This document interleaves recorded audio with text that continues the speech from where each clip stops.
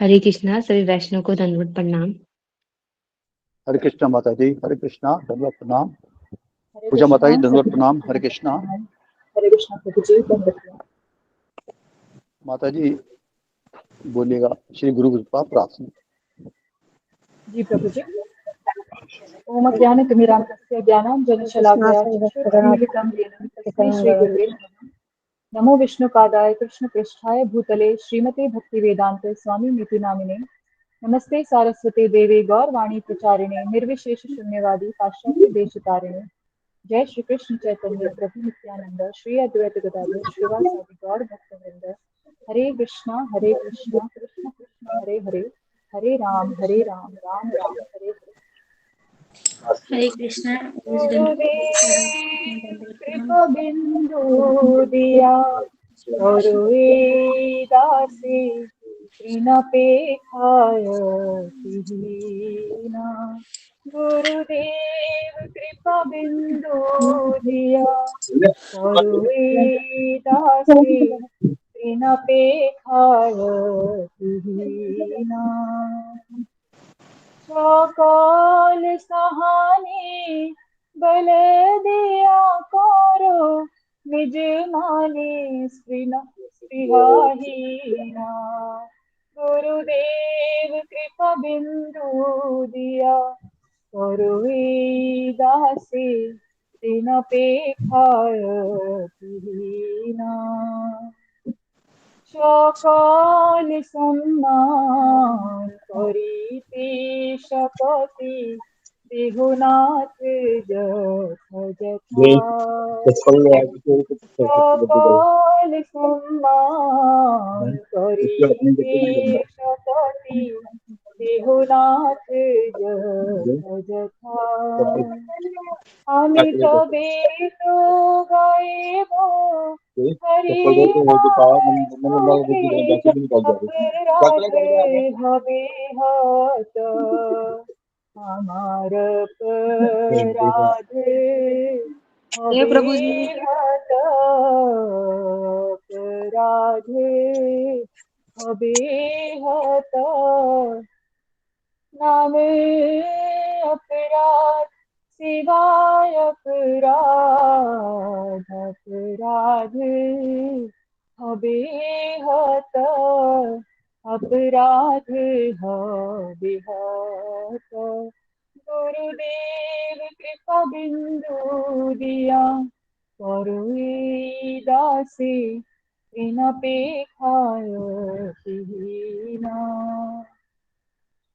কবে হেন কৃপা লোভিয়া जना কৃতার্থ হইবে না।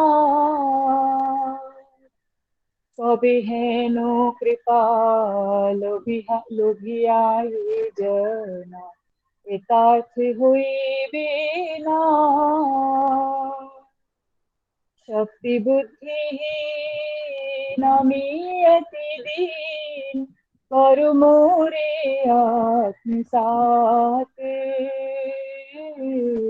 শক্তি বুদ্ধিহীন আমি অতি দীন করো মোরে আত্মসাৎ।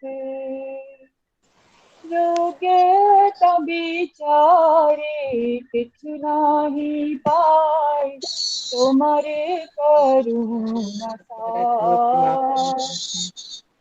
যোগ্যতা বিচারে কিছু নাহি পাই তোমারে করুণা সার। করুণা না হইলে কাঁদিয়া কাঁদিয়া প্রাণ না রাখিব আর। আমি ছাড় প্রাণ রাখিব না গো, ছাড় প্রাণ রাখিব না গো। তোমার কৃপা না হইলে ছাড় প্রাণ রাখিব না গো, প্রাণ না রাখিব আর। गुरुदेव कृपा बिंदु दिया करुए दासी तृणपेक्षायतीना। हरे कृष्ण। दंडवत प्रणाम। कोई गलती हो गई तो क्षमा बहुत कीजिए। सुंदर माता जी, बहुत सुंदर। बहुत सुंदर माता जी, माता जी बहुत इसका सभी अनुवाद भक्तों को दंडवत प्रणाम। बहुत बोलिएगा। सुंदर माता जी। जय देवी माता जी, दंडवत प्रणाम। सभी भक्तों को प्रणाम। बहुत अच्छा माता जी, बहुत अच्छी थी। भक्तों को दंडवत प्रणाम। धन्यवाद माता जी। कृष्ण माता जी दंडवत प्रणाम। हरि ओम। हरे कृष्ण प्रभु जी, आप दंडवत अपनी प्रणाम। कृपा सबको के हरि बोल दंडवत माता मात्र जी, प्रणाम। हरि बोल। भक्तों को दंडवत प्रणाम। हरे हे कृष्णा। गुरुदेव, आप अपनी कृपा की मात्र एक बूंद प्रदान कर अपने इस दास को तृण से भी अधिक विनम्र बना दीजिए। आप मुझे ऐसी शक्ति प्रदान कीजिए जिससे मैं सब कठिनाइयों को सह सकूं तथा अपने सम्मान की समस्त इच्छाओं से मुक्त हो सकूं। हे प्रभु, मुझे सब प्राणियों का यथा योग्य सम्मान करने की शक्ति दीजिए। तभी तो मैं सुख पूर्वक हरिनाम गा पाऊंगा तथा मेरे सारे अपराध नष्ट हो जाएंगे। हे नाथ, यह दीन जन कब आपकी ऐसी अहेतुकी कृपा प्राप्त कर कृतार्थ होगा। यद्यपि मैं शक्तिहीन, बुद्धिहीन तथा अत्यंत दीन हूँ, फिर भी आप कृपा पूर्वक मुझे आत्मसात यानी अंगीकार कर लीजिए। हे नाथ, योग्यता का विचार करने पर मैं स्वयं को सर्वथा इससे रहित पाता हूँ। इसलिए मुझे तो एकमात्र आपकी करुणा पर ही विश्वास है। यदि आपकी अहेतुकी करुणा न हुई तो मैं रोते रोते अपने प्राणों का विसर्जन कर दूंगा। हरे कृष्णा। बहुत सुंदर माता जी, हरे कृष्णा। बहुत सुंदर माता जी, बहुत बढ़िया, बहुत बढ़िया। हरे कृष्णा। हरे कृष्णा। सभी हरे भक्तों को कृष्ण, सभी भक्तों को हरे दंडवत कृष्णा। प्रणाम। सभी हरे भक्तों को कृष्ण, धन्यवाद प्रणाम। प्रणाम। हरे कृष्णा, हरे हरे कृष्ण, कृष्णा। हरे कृष्ण, समकर माता दंडवत प्रणाम। हरे कृष्ण, सुधा सभी माता भक्तों को दंडवत दंडवत। प्रणाम। हरे कृष्ण, सब भक्तों को दंडवत प्रणाम। हरे कृष्ण।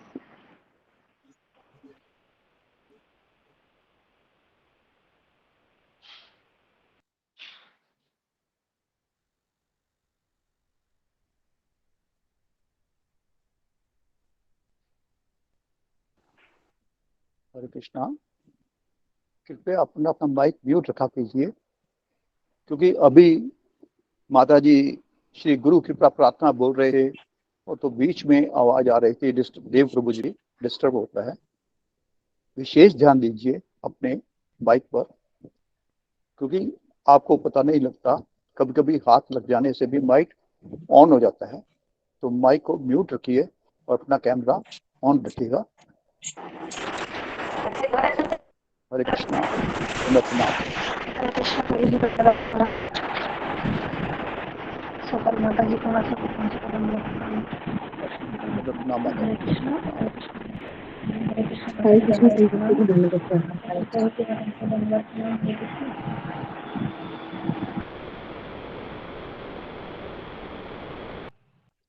सभी वैष्णव भक्तों को हरे कृष्णा। आपके चरणों में दंडवत प्रणाम प्रभु जी और माता जी। धन्यवाद प्रणाम माता जी। हरे कृष्णा, हरे कृष्णा। प्रभु जी को दंडवत प्रणाम। दंडवत प्रणाम माता जी। धन्यवाद प्रणाम। सभी भक्तों के चरणों में धन्यवाद प्रणाम। हरे कृष्णा। कृष्णा दंडवत प्रणाम। सभी भक्तों को दंडवत प्रणाम।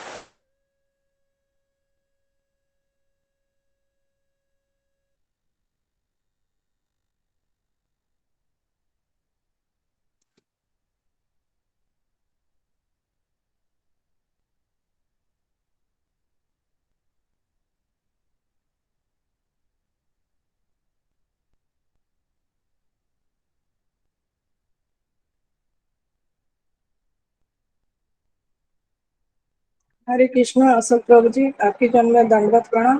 प्रभु जी, एक न्यू डिवोटी ज्वाइन किए हैं, गौतम नाम से लॉगिन किए हैं, न्यू डिवोटी। दंडवत प्रणाम। जी माता जी, हम गौतम प्रभु जी का स्वागत करते हैं और उनका हृदय से हम सुस्वागतम। उनके लिए मैं बता दूं कि हमारे गौतम जी प्रभु जी 3 सत्र चलते हैं। एक सुबह 4 बजे, जिसमें गुरु जी जो पाठक देते हैं, जपमाला होती है, मंगल आरती, नरसिंह आरती, तुलसी आरती इत्यादि होते हैं। उसके बाद 9 बजे ये सत्र है, जिसमें आज हम आजकल हरिदास ठाकुर जी का विशेष सत्र ले रहे हैं गुरु जी। 9 से 10:30 तक। उसके बाद 3 बजे से लेकर 4:30 बजे तक भागवतम या गीता सत्र होता है। तो हमारे गुरुजी श्री अजय गोपाल दास जी, जो एक मैरीन इंजीनियर हैं, वो प्रवचन करते हैं। 10 साल उन्होंने वहाँ पे इलेक्ट्रिकल ऑफिसर में काम किया है, एज इलेक्ट्रिकल ऑफिसर कार्यरत थे। उसके बाद उन्होंने अपना सारा समय भागवत श्री हरि नाम के प्रचार और प्रसार में लगाया है। वो गृहस्थ हैं और पूरी तरह से वो श्री कृष्ण जी के चरणों में समर्पित हैं। प्रभुपाद जी के आंदोलन में पूरे सहभागी हैं और पूरे अपनी उम्मीद से और अपनी साहस से इसमें कार्यरत हैं। हम उनके श्री चरणों में प्रार्थना करते हैं कि हम उनकी कृपा दृष्टि हम पर सदा बनाए रखें। और हम गुरु जी के लिए सभी भक्त एक बार 3 बार हरे कृष्ण महामंत्र का उच्चारण करते हैं। हरे कृष्णा कृष्ण कृष्ण हरे हरे, हरे राम हरे राम राम राम हरे हरे हरे, राम हरे कृष्ण हरे हरे, हरे राम राम हरे हरे कृष्ण हरे हरे, राम हरे राम हरे कृष्ण।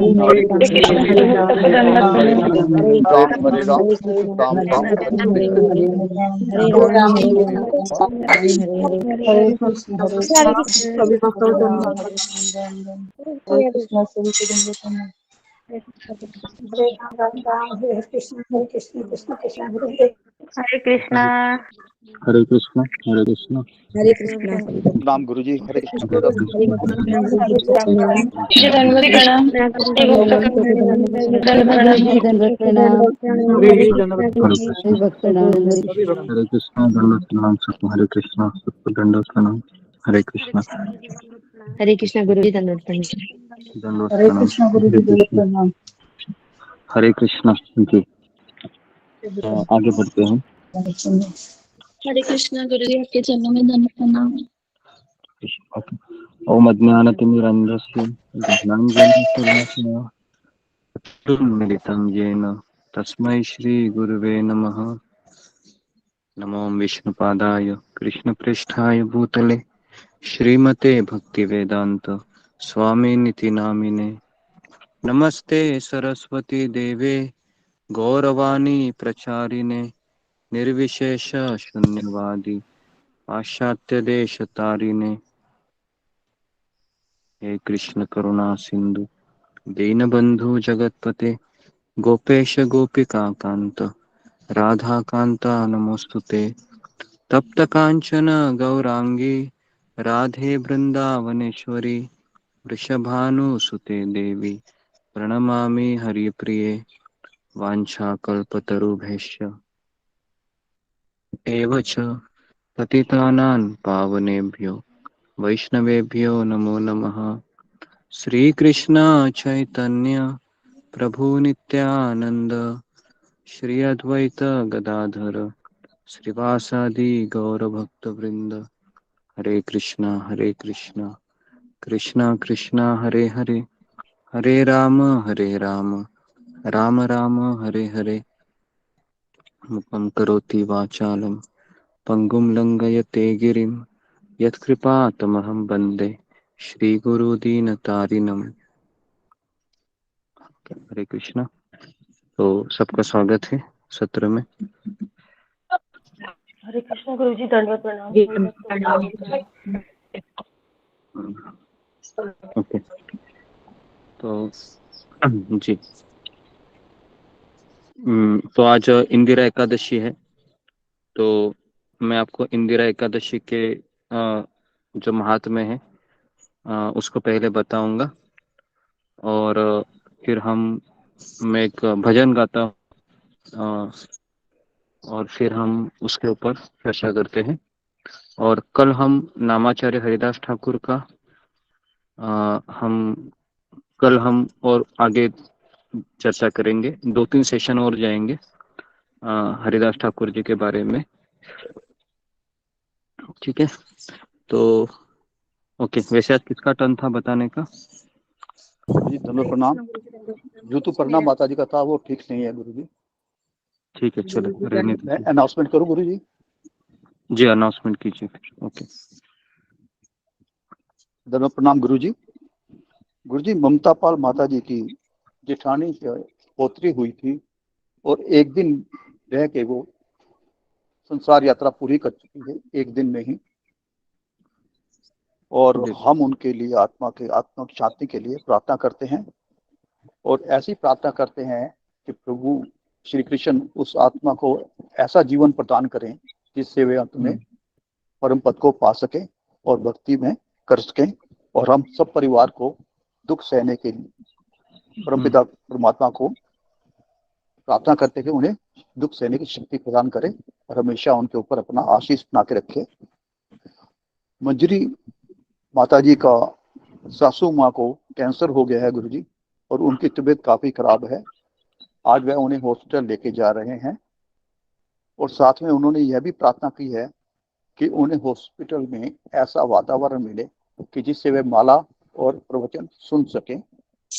हम मंजरी माता जी की सासू माँ के लिए शीघ्र स्वास्थ्य के लिए भगवान श्री कृष्ण और गुरु चरणों में कृपा की याचना करते हैं और यह भी प्रार्थना करते हैं कि मंजरी माता जी जैसे चाहती हैं वहीं पे हॉस्पिटल में भक्ति कर सकें और अपनी माला कर सकें, और हम सभी के लिए और समस्त भक्त परिवारों के लिए भगवान। और तीसरा गुरु जी, सॉरी, ऋतुपर्णा माता जी की तबीयत खराब है और डॉक्टर ने उन्हें बेड से उठने के लिए मना किया है। वैसे मैंने उनका वॉइस मैसेज आपको भेजा है गुरु जी, तो हम उनके भी स्वास्थ्य के लिए मंगल कामना करते हैं। और भगवान श्री कृष्ण, परम पूज्य श्रीला प्रभुपाद महाराज, परम पूज्य श्री राधानाथ स्वामी महाराज, परम पूज्य समस्त वैष्णव आचार्यों, परम आदरणीय और पूज्य गुरुदेव के चरणों में और समस्त भक्त वृंदों के चरणों में हम प्रार्थना करते हैं कि उनको आशीष दें। और तीन सब बार जी हम 3 बार हरे कृष्ण महामंत्र। धन्यवाद। कृष्ण कृष्ण हरे हरे, हरे राम हरे राम हरे हरे हरे राम राम हरे हरे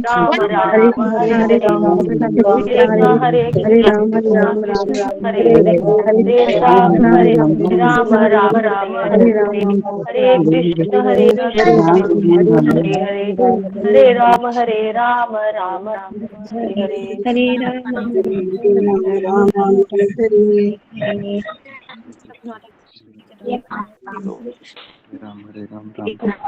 ओके, हरे कृष्ण जी। सब प्यार करके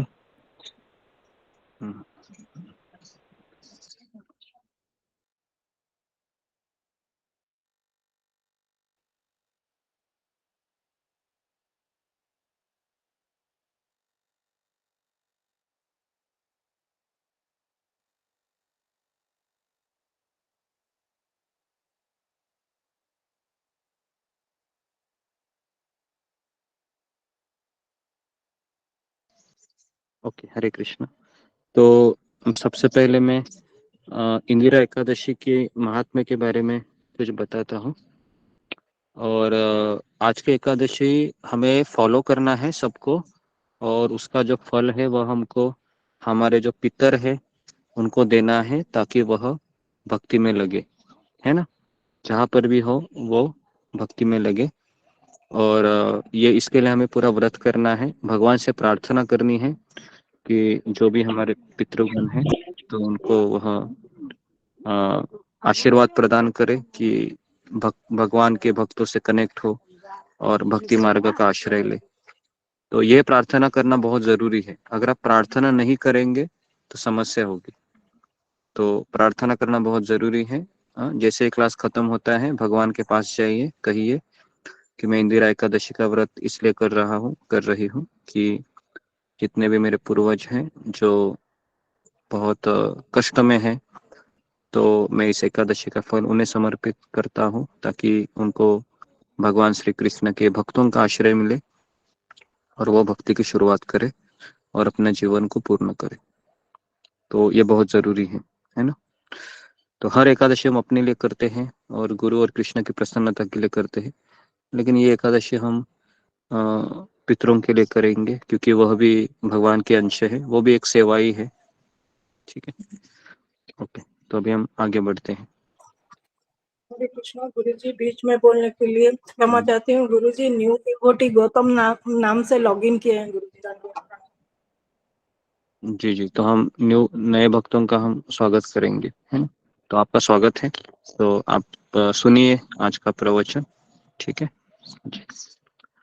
तो इंदिरा एकादशी का महात्म्य बताते हैं, उसके पश्चात फिर अ, कुछ चर्चा करते हैं। हाँ जी, तो इंदिरा एकादशी है। हर एकादशी का पालन करने से हमें अ, बहुत सारी चीजें होती हैं, उद्देश्य महत्वपूर्ण होता है। एकादशी पालन करने से हर मनोकामना पूर्ण होती है, लेकिन हमें एकादशी का पालन करने के पीछे यही मनोभावना होनी चाहिए कि मुझे अ, भक्तों का आश्रय प्रदान हो और मुझे भगवान की भक्ति में मैं हमेशा के लिए लगा रहूं, और सारे जितने भी जीवात्मा है उनसे मैं मैत्रीपूर्ण मेरा मनोभाव रहे, और हर किसी की सेवा करने का मेरा मनोभाव हमेशा बना रहे। तो ये मनोभावना बहुत जरूरी है। अगर आप एकादशी इसलिए करते हैं पुत्र प्राप्ति या फिर कोई अन्य सकाम इच्छा से, तो वह भी पूर्ण होती है, लेकिन हर कोई सकाम इच्छा हमारे हमको पुनः जन्म मृत्यु के चक्र में बंधे बंधे रहना पड़ता है। तो आगे बढ़ने से पहले मैं एक सवाल पूछना चाहूंगा आप, कि इस संसार में हमें कौन बांध के रखता है। तो ये बहुत साधारण सा प्रश्न है। तो यहाँ से हम शुरुआत करते हैं आज के प्रवचन की जी। और इसका उत्तर देना बहुत कठिन है, क्योंकि ये बहुत गहराई का उत्तर हो सकता है जी। विशाली गावे। हरे कृष्ण गुरुजी, दंडवत प्रणाम। सभी भक्तों को दंडवत प्रणाम। इस संसार में हमें ये भौतिक आसक्ति और जो हमारे परिवार के जो बीच के लोग रहते हैं उनके प्रति ज्यादा लगाव, ये हमें बांध के रखती है। ओके जी जी जी। नेक्स्ट प्रतिभा कुमारी। हरे कृष्ण गुरुजी, ये विशाल प्रभु जी ने जैसे कहा वही हमारी भौतिक आसक्ति, जो हम देहात्म ओके बुद्धि के कारण हम इससे बंधे जी हुए जी। हैं। वो इसके अलावा किसी का उत्तर है तो फिंगर को रेज कीजिए, जो अभी चर्चा होगी। इसके अलावा ओके, दीप्ति सचदेवा। हरे कृष्णा गुरुजी, दंडवत प्रणाम। गुरुजी, ये दो कारण तो है ही हैं, इसके अलावा हमारे कर्म बंधन भी तो हमें बांध के रखते हैं। हरे कृष्णा जी गुरुजी। ओके, नीतू शर्मा।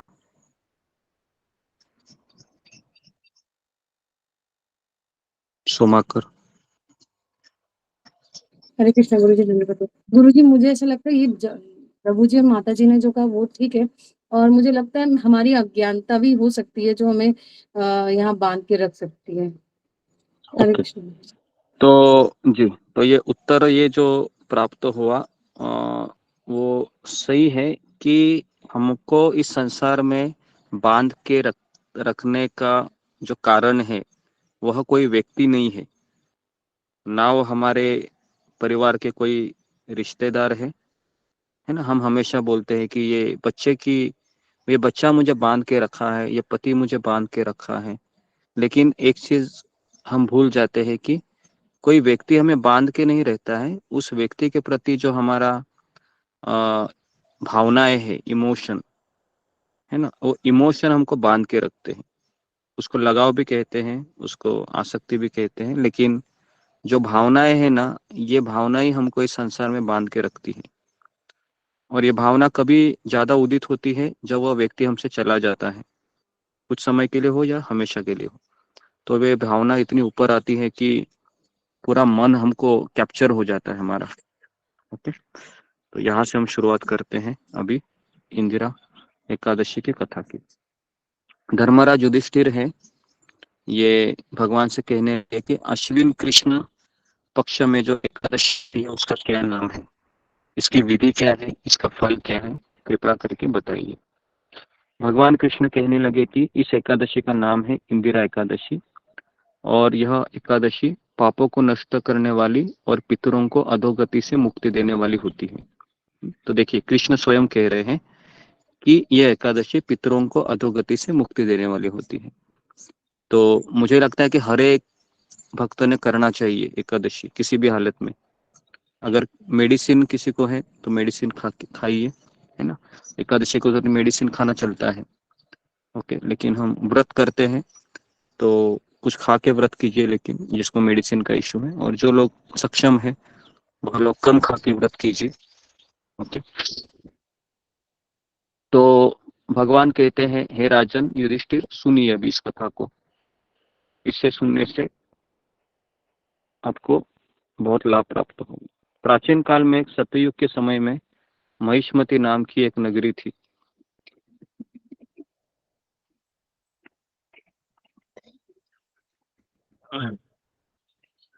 और उस नगरी में एक इंद्रसेन नाम का प्रतापी राजा रहता था। और वह राजा पुत्र, पौत्र और धन आदि से संपन्न और विष्णु का परम भक्त था। एक दिन जब राजा अपनी सभा में बैठा था तो आकाश मार्ग से उन्होंने देखा कि महर्षि नारद मुनि उसके दरबार में पधारे हैं। तो राजा उन्हें देखते ही हाथ जोड़कर खड़ा हो गया और विधि पूर्वक आसन और अर्घ्य दिया। बहुत जरूरी है इन चीजों को देना। कोई भी संत हमारे घर में आते हैं, कोई साधु हमारे घर में आते हैं, पहले हमको खड़ा होना चाहिए और दरवाजे तक जाना चाहिए उन्हें लेने के लिए, और हाथ जोड़कर खड़ा होकर उनको स्वागत करना चाहिए, विधि पूर्वक आसन देना चाहिए, अर्घ्य देना चाहिए, है ना, जैसे भगवान श्री कृष्ण ने स्वागत किया था सुदामा ब्राह्मण का। तो भगवान हमको सिखाते हैं किस तरह से स्वागत करना चाहिए। तो राजा ने फिर पूछा कि मुनि ने राजा से पूछा, नारद मुनि ने, कि आपके राज्य में सब कुशल तो है, आपकी बुद्धि धर्म में है और आपका मन विष्णु में है। तो हमेशा साधु आता है ना घर में, तो ये सवाल नहीं पूछता है कि क्या आपका जॉब अच्छे से चल रहा है, किसी की शादी होनी बाकी है, तो ये सवाल नहीं पूछता है वो। या ये सवाल नहीं पूछता है कि बच्चा कौन से स्टैंडर्ड में है। वो ये पूछते हैं कि पहला सवाल पूछता है कि क्या आपकी बुद्धि धर्म में है, दूसरा सवाल क्या आपका मन विष्णु की भक्ति में लगा है, और तीसरा क्या आपके राज्य में सब क्षेम कुशल है। तो नारद मुनि की बातें सुनकर राजा ने कहा, हे महर्षि, आपकी कृपा से मेरे राज्य में सब कुशल है, आप कृपा करके आपके आगमन का कारण बताइए। तब ऋषि कहने लगे कि राजन, आप आश्चर्य देने वाले मेरे वचनों को सुनो। मैं एक समय ब्रह्मलोक से यमलोक को गया, तो वहां पर श्रद्धा पूर्वक यमराज से पूजित होकर मैंने धर्मशील और सत्यवान धर्मराज की प्रशंसा की। उसी यमराज की सभा में महान ज्ञानी और धर्मात्मा तुम्हारे पिता, जो एकादशी का व्रत भंग होने के कारण मैंने उनको देखा। उन्होंने संदेश दिया मुझे कि पूर्व जन्म में कोई विघ्न हो जाने के कारण मैं यमराज के निकट रह रहा हूं, तो आप मेरे पुत्र के पास जाइए और उनको कहिए कि आप इंदिरा एकादशी का व्रत का पालन करें, जिससे मैं इस शरीर से मुक्त होऊंगा। इतना सुनकर राजा कहने लगे कि हे महर्षि, आप इस व्रत की विधि मुझसे कहिए, मैं जरूर इसका पालन करूंगा। नारद मुनि ने कहा कि देखिए, ये आश्विन माह की जो कृष्ण पक्ष की दशमी के दिन आप स्नान कीजिए, और दोपहर को, है ना, स्नान करना चाहिए, लेकिन जो लोग शहरों में रहते हैं, है ना, वो लोग तो नदी में जाके स्नान नहीं कर सकते। फिर श्रद्धा पूर्वक पितरों का श्राद्ध करें और एक बार भोजन करें।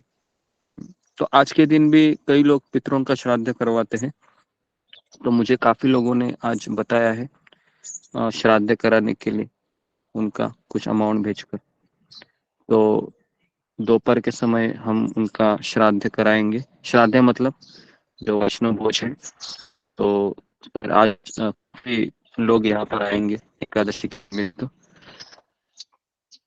तो जी, तो यहाँ पर आज के दिन काफी, क्योंकि सबसे बड़ा दिन है आज का, शुभ दिन है भक्ति के पॉइंट ऑफ व्यू, भक्ति मार्ग के, और कर्मकांड से पॉइंट ऑफ व्यू जो सर्वपित अमावस्या है वो श्रेष्ठ होता है। लेकिन हम वैष्णव है, हम भक्त है, तो हम उसी तिथि को ज्यादा मानते हैं जो भक्ति मार्ग से कनेक्टेड है ना। तो फिर एकादशी के दिन आप दातुन करके स्नान करें और भक्तिपूर्वक ग्रहण कर, भक्तिपूर्वक नियमों का पालन करते हुए संपूर्ण निराहार एकादशी का व्रत करिए। राजा ने कहा कि हे नारद जी, जरूर मैं अपने पिताजी के लिए करूंगा। हे अच्युत, हे पुंडरीकाक्ष, मैं आपकी शरण हूँ, आप मेरी रक्षा कीजिए। और इस तरह से उन्होंने फिर श्राद्ध करके योग्य ब्राह्मणों को अपने घर बुलाया और फलाहार का भोजन कराया और दक्षिणा दिया। तो दक्षिणा देने का काफी महत्व है, खास करके जब साधु या वैष्णव भोज जब करते हैं। तो पितरों के श्राद्ध से जो बच जाए उसको सूंघकर गौ माता का भी सेवा करे और इस तरीके से भगवान की पूजा करे, क्योंकि भगवान की पूजा ये भक्तों की पूजा से संपन्न होती है। रात में भगवान के निकट जाकर कीर्तन करें। इसके पश्चात द्वादशी के दिन वापस आप यथा योग्य ब्राह्मणों को दान देके उनसे भोजन करवाइए, है ना। तो और आप भाई, बंधु, पत्नी और पुत्र सहित केवल और केवल आप कीर्तन या हरि कथा को सुनकर आप भगवान को भोग लगाकर कुछ प्रसाद स्वीकार कीजिए। नारद जी कहने लगे कि हे राजन, इस विधि से यदि तुम आलस्य रहित होकर इस एकादशी का व्रत करोगे तो तुम्हारे पिता अवश्य ही यमराज के निकट से स्वर्गलोक को जाएंगे। इतना कहकर नारद जी अंतर्ध्यान हो गए। तो आपको समझ में आ रही है इस कथा को? इस कथा का तात्पर्य मेन है कि जो पितर लोग होते हैं उनकी संतुष्टि के लिए इस एकादशी का व्रत किया जाता है। तो मेरा आप सभी लोगों से निवेदन रहेगा कि आप अपने लिए तो हम करते ही है, लेकिन पितृदोष से मुक्त होने के लिए और अगर कोई जीवात्मा भक्ति में लगता है तो उनके लिए तो जरूर करना चाहिए हमें। ठीक है। तो नारद जी के कथा के अनुसार राजा द्वारा अपने बांधवों दशा दासों सहित व्रत करने से आकाश से पुष्प वर्षा हुई और राजा का पिता फिर गरुड़ पर चढ़कर विष्णु के लोक चला गया, मतलब पितृलोक के जो, मतलब आप सोचिए इस एकादशी का व्रत करते आप श्राद्ध करते हैं आज के दिन, है ना। मैं आपको यही रिकमेंड करूंगा कि अगर कौन से भी दिन आपका श्राद्ध होता है तो आप हमेशा एकादशी के दिन ही कीजिए, मतलब जब भी पितरों का रहेगा। जो आज का दिन है वो इसलिए कह रहा हूँ क्योंकि ये जो कथा जो आ रही है एकादशी महात्म्य में, ये इसके संबंधित ही है। और आज के दिन ही उस राजा ने श्राद्ध किया था और अपने पिता को, है ना, पिता तुरंत विष्णु लोक चले गए। हरे कृष्ण गुरुजी, दंडवत प्रणाम। बीच में बोलने के लिए। गुरुजी, एकादशी के दिन अन्न लेते हैं, श्राद्ध होता है? ये सब बताएंगे बाद में, है ना। तो राजा इंद्रसेन भी एकादशी के व्रत के प्रभाव से निष्कंटक राज्य करके अंत में अपने पुत्र को सिंहासन पर बिठाकर वह भी भगवान के धाम चले गए, क्योंकि उन्होंने भी एकादशी का व्रत किया था। तो अभी ये कथा कौन किसको बता रहा है? तो ये कथा भगवान कृष्ण युधिष्ठिर महाराज को बता रहे हैं। ठीक है। तो देखिए, ये कथा सुनने को साधारण लग रही है, लेकिन एक दिन ही है हमारे पास, पहले से एकादशी शुरू हो गई है। हम वैष्णव है वह ब्रह्म मुहूर्त के कम से कम 2.5 घंटा पहले ये व्रत शुरू होता है ना।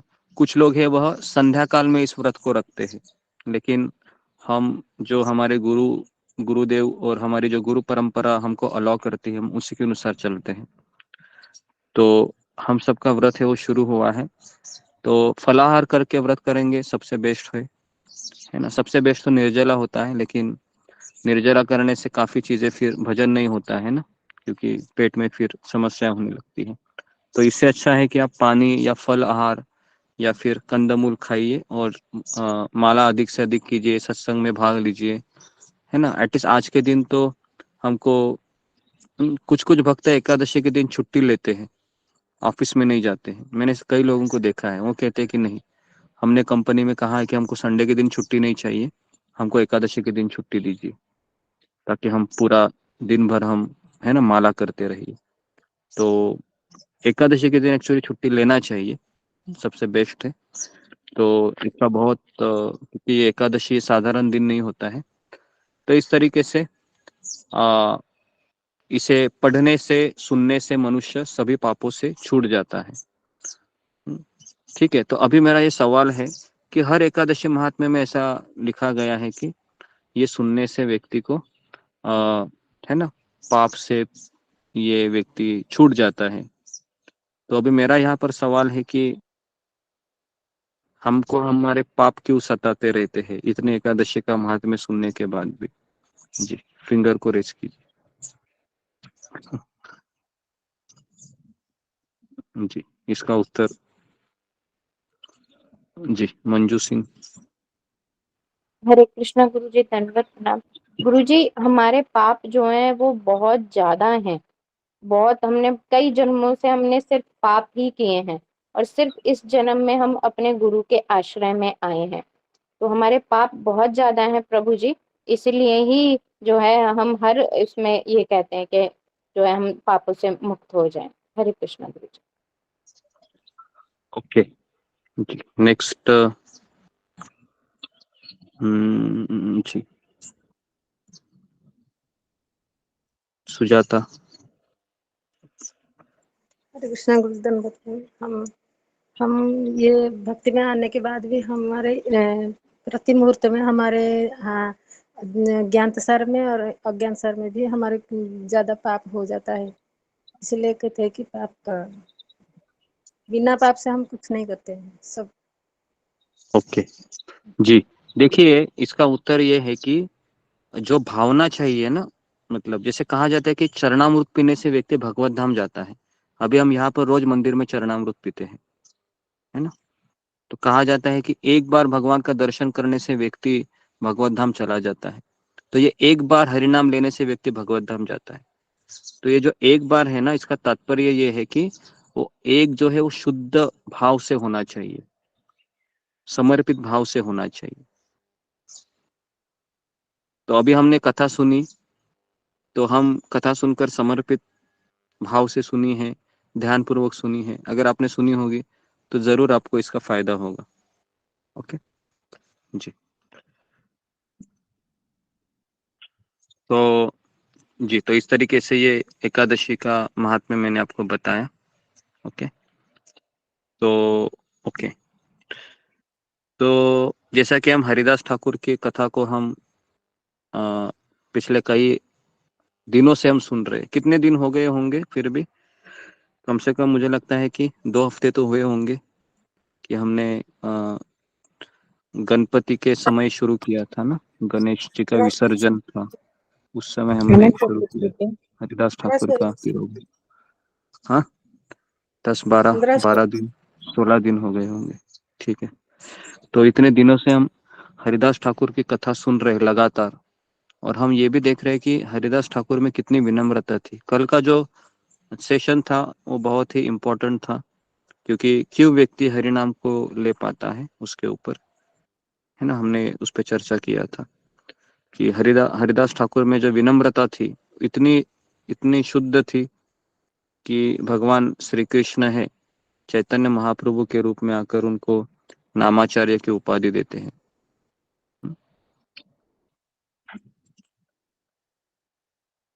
तो एक भजन है जो मैं गाना चाहूंगा।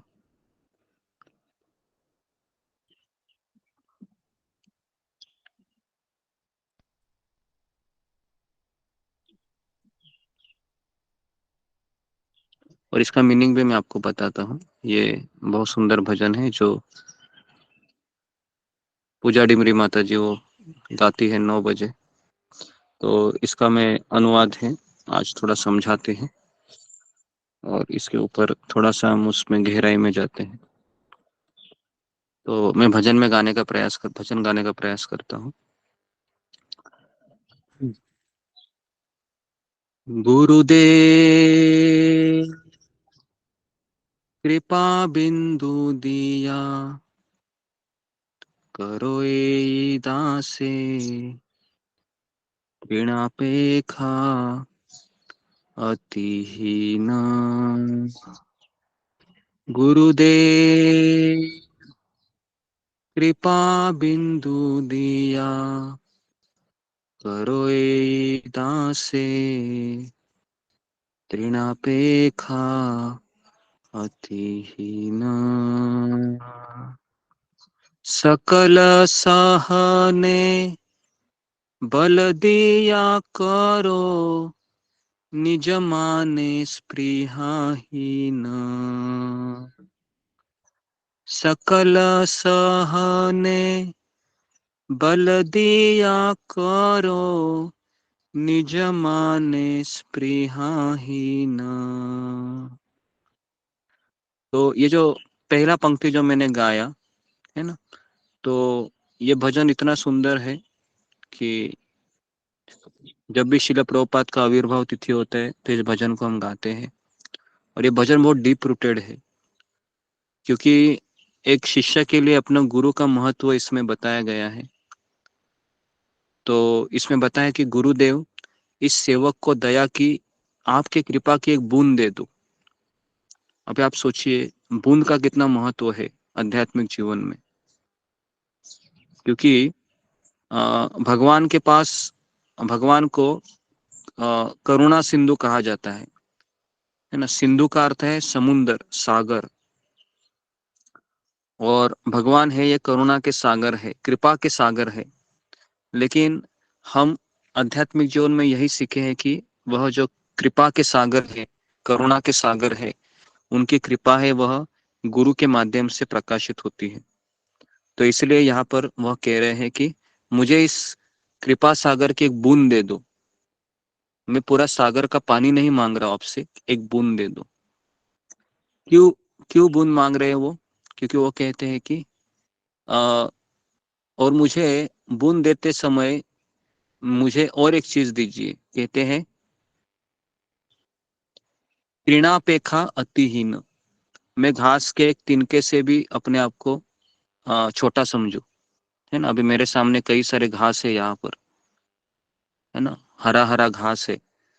तो घास का एक महत्व पता है क्या होता है? घास के ऊपर जब पैर रखते हैं ना, है ना, तो क्या होता है घास, अगर आप पैर निकालने के बाद वापस घास धीरे धीरे धीरे धीरे धीरे धीरे धीरे धीरे खड़ा होता है। देखा है आपने? प्रैक्टिकली आपने देखा होगा ना। अगर आप घास पे ऐसा पैर रखते हैं ना, तो जैसे पैर हटाते हैं वह धीरे धीरे धीरे धीरे खड़ा होता है। क्यों खड़ा होता है वो?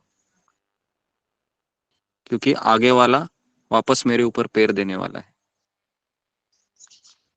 समझ में आ रहा है आपको?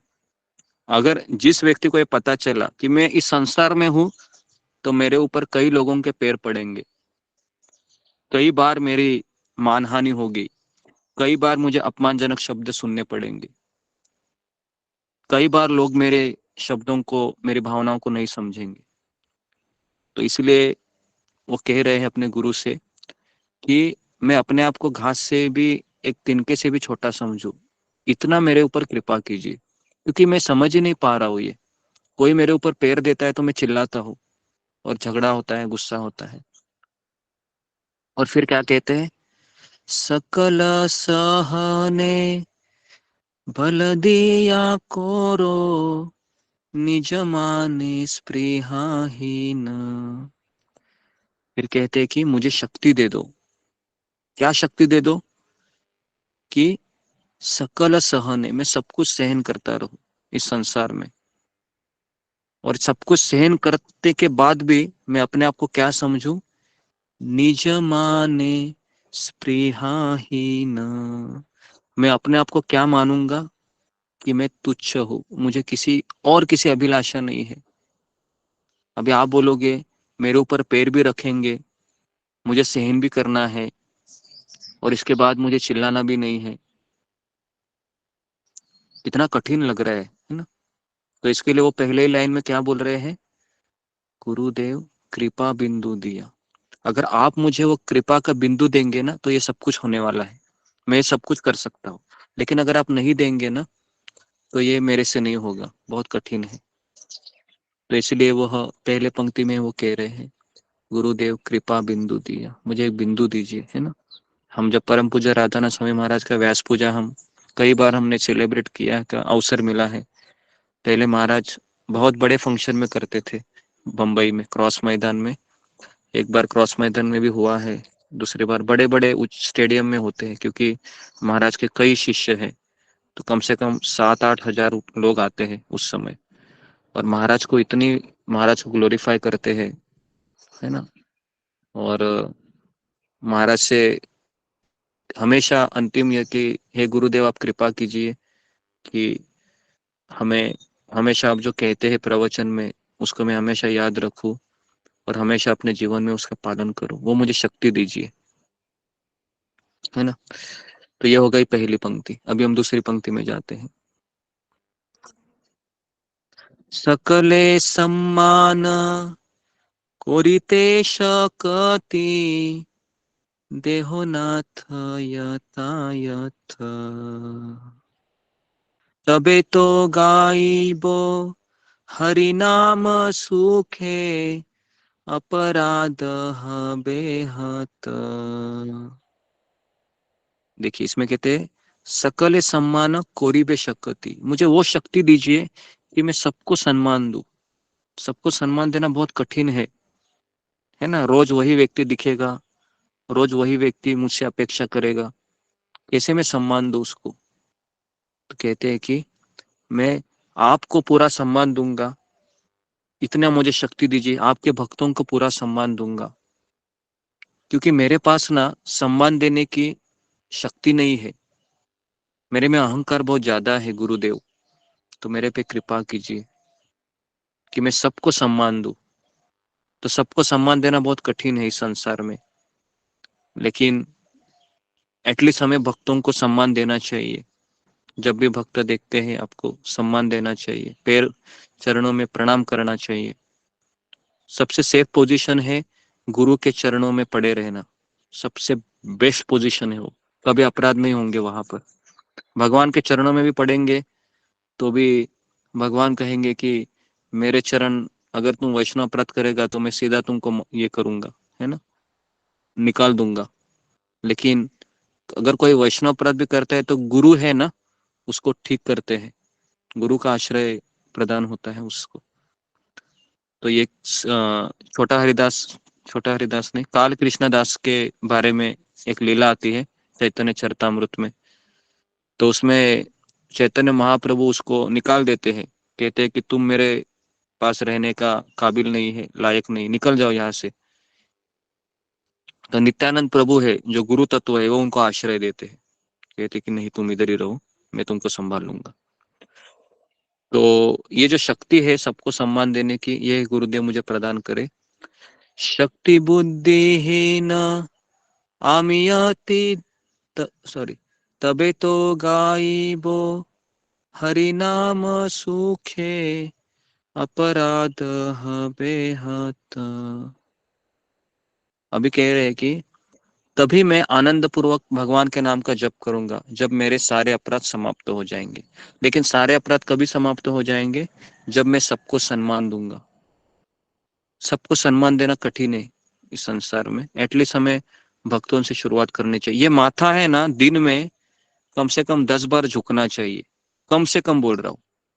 अगर ये माथा झुकता नहीं है ना तो हमेशा ये हम यही सोचते हैं कि मैं कंट्रोलर हूँ, मैं स्वामी हूँ। जब इसके लिए माथा झुकना चाहिए। कोई तो कोई मंदिर में जाइए, फिर मैं तो कहता हूँ गणेश जी का मंदिर, दुर्गा जी का मंदिर, किसके पास तो झुकिए, कहिए कि मुझे वैष्णव की सेवा करने की शक्ति दीजिए। झुकने का प्रयास करना चाहिए दिन में कम से कम 10 बार एटलीस्ट, क्योंकि झुकने से ही मुझे पता चलता है कि मैं कौन हूँ। मैं सेवक हूँ, है ना, मैं सेवक हूँ। ये कभी पता चलेगा? झुकेंगे तब पता चलेगा ना, बोल के थोड़े पता चलेगा। तो हमें झुकना चाहिए। झुकने से ही कृपा मिलती है। तो एक बार एक गड़े के ऊपर है ना ढक्कन था, और ढक्कन कहता है गड्ढे को कि तुम दुनिया को पानी पिलाता है, मेरे को आज तक पानी नहीं पिलाया तुमने। तो गड्ढे ने कहा ढक्कन को, सब लोग मेरे से पानी लेने के लिए मेरे सामने झुकते हैं, तो मेरे सर के ऊपर बैठा है, तेरे को पानी कैसे पिलाऊं मैं? तो सर पे खड़े रहने से कृपा नहीं मिलती है ना, झुकना चाहिए, झुकने से सब कुछ होता है ना। झगड़ा भी होता है तो देखो, एक व्यक्ति झुकता है ना, सब सेटलमेंट हो जाता है, लेकिन दोनों लोग खड़े रहते हैं, बहुत समस्या आती है। तीसरा, कबे है न कृपा लोभियो ए जन, कृतार्थ होइबे नाथ, शक्ति बुद्धिहीन आमी अति दीन, कर मोरे आत्मसाथ। फिर कहते हैं कि कबे है नो कृपा, कभी मिलेगी मुझे कृपा, हे गुरुदेव बताइए। हाँ, लभियो एजन, इस निर्बल, कहते मैं निर्बल हूं, और कहते हैं कि, फिर कहते हैं कि शक्ति बुद्धिहीन, कि मेरे पास शक्ति भी नहीं है और बुद्धि भी नहीं है। और कहते हैं नाथ, नाथ का अर्थ है स्वामी, आप मेरे स्वामी हैं। और आमी अति दीन, मैं बहुत दीन हूं। दीन की डेफिनेशन है कि जिसका कोई नहीं संसार में, जो हमेशा आश्रय की खोज में है, दीन है ना। हे कृष्ण करुणा सिंधु दीन बंधु, है ना, उसमें शब्द आते हैं दीन बंधु, मतलब आप जो दीन है, दुखी है, उनके आप बंधु है ना। तो इसके लिए कुंती महारानी भी कहती है कि अकिंचन गोचर, अकिंचन मतलब कि जिसके पास कोई धन नहीं है, बेचारा गरीब है, भिखारी है। तो हे कृष्ण, जिसका कोई नहीं है, कुंती महारानी कहते उसके कृष्ण आप हो, क्योंकि आपके बिना और कोई आश्रय देने वाला नहीं संसार में, क्योंकि सभी लोग आपका ही आश्रय की खोज में है। तो कुंती महारानी कहते अकिंचन गोचर, है ना। तो हम सब लोग अकिंचन है, लेकिन हम अकिंचन समझते हैं क्या? ये भी तो महत्वपूर्ण है। हम समझते ही नहीं है अकिंचन। हमें लगता है मेरा 1 BHK फ्लैट है, 2 व्हीलर है ना, पति पत्नी बच्चे सब कुछ है, तो मैं क्यों अपने आप को अकिंचन समझू? तो युधिष्ठिर महाराज के पास सब कुछ था, परीक्षित महाराज के पास सब कुछ था, बलि महाराज के पास सब कुछ था, लेकिन फिर भी वो अपने आप को क्या समझते थे कि मैं अकिंचन हूं, अकिंचन। तो ये फीलिंग कभी आएगी, ये भावना कभी आएगी मेरे में कि हे कृष्ण, सब कुछ है मेरे पास, लेकिन मैं भिखारी हूं। ये भावना आनी जरूरी है ना। ये भावना जब आएगी ना, तो हम सही तरीके से हम भगवान का आश्रय लेंगे। और ये भावना तुरंत आ सकती है, क्योंकि ये सारी चीजें क्या है, ये सारी चीजें नश्वर है ना। जो भी चीजें हमारे पास है सब नश्वर है, समय की ही देरी है, सब चला जाएगा मेरे से, है ना। तो इसके लिए वो कह रहे हैं कि शक्ति नहीं है मेरे में, हे गुरुदेव, और मेरे में बुद्धि भी नहीं है, और मैं अति दीन हूँ। खाली दीन नहीं कह रहे, अति दीन, मतलब दीनता की एक होता है ना, सुपरलेटिव डिग्री होता है ना, गुड, बेटर और बेस्ट, पता है, ऐसे सुपरलेटिव डिग्री होती है ना। तो उसमें दीन, अति दीन, है ना। तो कहते हैं कि मैं दीन ही नहीं हूं, अति दीन हूं, कोर मोरे आत्मसात।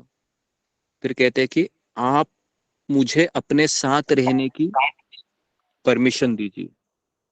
कहते कहते कि मुझे आपके साथ कुछ समय रहना है गुरुदेव, आप मुझे आपके साथ रहने की परमिशन दीजिए, ताकि मैं इस चीज को समझ सकूं, है ना। तो सबको समझ में आ रहा है इस चीज को कि क्या वो प्रार्थना कर रहे हैं कि सबसे पहले शक्ति नहीं है, बुद्धि नहीं है, दीन हूं मैं। तो इसलिए सारे आचार्य यही प्रार्थना करते हैं, है ना। श्री कृष्ण चैतन्य प्रभु, है ना, दया कर मोरे, त्वमा बिन के दयालु जगत संसारे। फिर कहते हैं कि पतित पावन हेतु तव अवतार, मोसामा पतित प्रभु ना पाई प्यार। तो पतित मतलब अयोग्य। अयोग्य जितना हम समझेंगे अपने आप को, कितना भी भक्ति में हमारे साल होने दो, कितना भी भक्ति में मैं 16 माला करूँ, 64 माला करूँ, कितना भी मैं श्रवण करूँ, अगर मुझे इतना सुनने के बाद, इतना जपा करने के बाद अगर ये समझ में आता है कि मैं अयोग्य था, मैं अयोग्य हूँ और मैं अयोग्य ही रहूंगा, तो समझने का मेरा जीवन सार्थक हो गया। और ये चीज नहीं समझ में आई तो फिर समझना गड़बड़ है फिर। तो हमें हमेशा जब भी सत्संग ज्वाइन करते हैं यही समझ में आना चाहिए कि मैं बुद्धिहीन हूँ, शक्तिहीन हूँ, मुझे अभी कुछ तो चाहिए जिससे मैं कृष्ण का आश्रय ले लूं। ओके, लेकिन जब बाहर के जगत में जाते हैं तो ऐसा मत भूलिए कि मैं शक्तिहीन हूँ, बुद्धिहीन हूँ, नहीं तो आपको दबोच लेंगे। समझ में आ रहा है? तो थोड़ा सा हमको दिमाग भी यूज करना चाहिए, नहीं तो गड़बड़ होगा। तो बाहर की दुनिया में हम ऐसा नहीं बोलते, बाहर की दुनिया में बोलते हैं हम एकदम कॉन्फिडेंसली रहते हैं, क्योंकि एक भक्त रहता है ना, प्रभुपाद को देखा है आपने कैसे चलते हैं, शेर की तरह एकदम। प्रभुपाद की लाठी देखो ऐसे, और प्रभुपाद तुरंत साइंटिस्ट को भी चैलेंज करते थे। प्रभुपाद चर्च में जाते थे, फादर को चैलेंज करते थे। तो इस तरह से, लेकिन जब भक्तों के बीच आए, है ना, भक्तों के बाहर जाए तो शेर बनिए, भक्तों के बीच आए तो क्या बनिए, बकरी बनिए। समझ में आए? लेकिन हमारा उल्टा होता है, कभी कभी बाहर जाते हैं तो बकरी बनते हैं, भक्तों में शेर बच जाते हैं, गलत है वो। ओके, तो फिर कहते हैं कि कर मोरे आत्मा साथ, आपके साथ रहने की मुझे परमिशन दीजिए ताकि मैं कुछ सीख सकूं, है ना। फिर कहते हैं चौथे श्लोक में, आखिरी श्लोक,